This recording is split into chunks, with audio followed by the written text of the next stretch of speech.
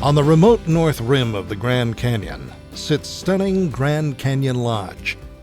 However, Grand Canyon Lodge as it exists today is not the one originally designed by master architect Gilbert Stanley Underwood.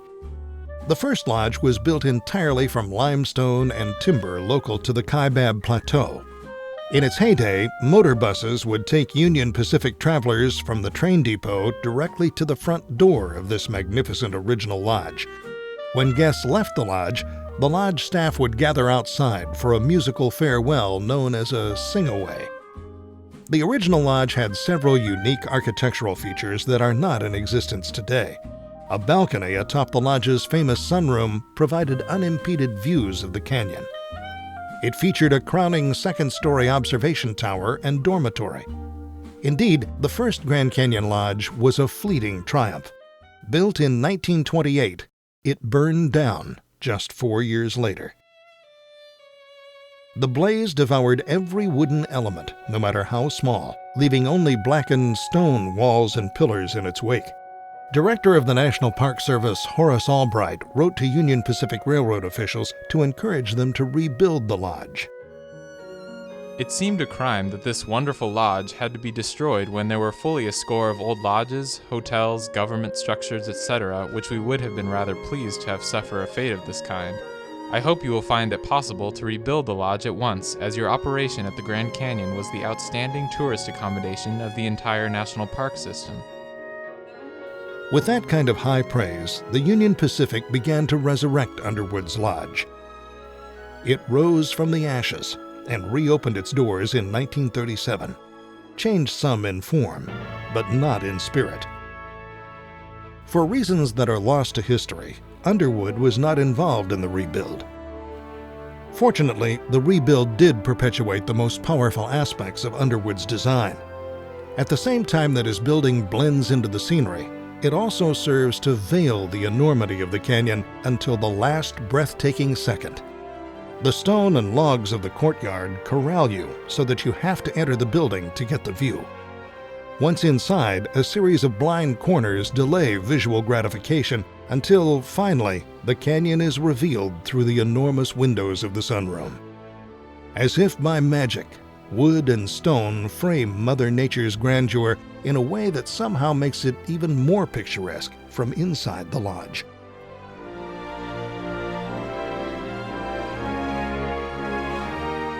Outside, 2 verandas, south and west, provide sweeping views of the canyon for visitors to enjoy. Almost as dramatic is the view from the dining room. Here, diners can watch the mood of the canyon change with the shifting angles of sunlight.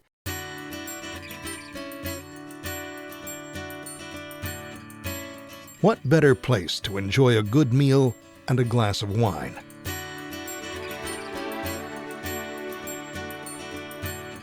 Surrounding the lodge are the charming and historic deluxe cabins to spend a night or two perched right atop the north rim.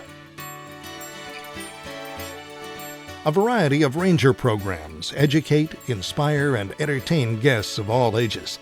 You can learn about everything from majestic California condors to canyon geology and hear a multitude of Grand Canyon stories.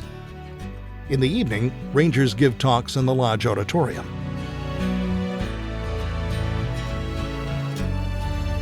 Grand Canyon Lodge is nestled in ponderosa pine and aspen forest. In autumn, the colors are vibrant. This is home to the Kaibab squirrel. They're found here on the Kaibab Plateau and nowhere else.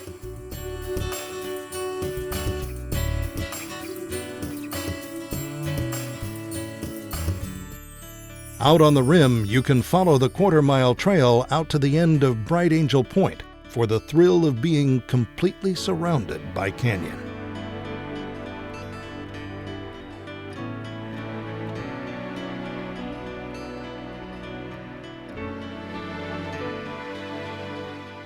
For those with strong legs and lungs, hike down into the abyss on the North Kaibab Trail.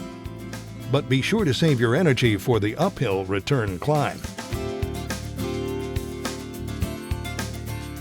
Another way to experience the Kaibab Trail is on a mule trip led by wranglers who'll take you down the trail and back on a more leisurely inside canyon experience. Grand Canyon Lodge.